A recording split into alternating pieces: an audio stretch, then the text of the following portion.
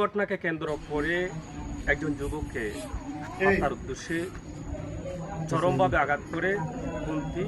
এবং লোহার রড ধারালো অস্ত্র দা দিয়ে। তবে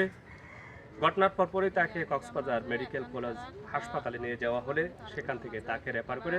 চট্টগ্রাম মেডিকেল কলেজ হাসপাতালে নিয়ে যাওয়া হয়। সেখান থেকে উন্নত চিকিৎসার জন্য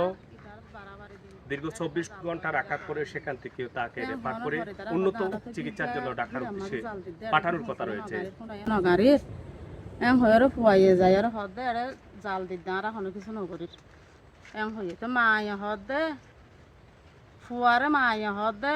ফুয়াইয়ে মারে হদে হদে গা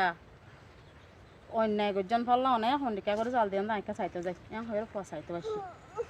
আসে আর এটা কিছু হদে দেখা জাল দর বলে হয়ে ফুয়ারে দৌড়িয়ে ফেলাল হদি বাইয়ে আয়ের গুয়া দেওয়া কানলে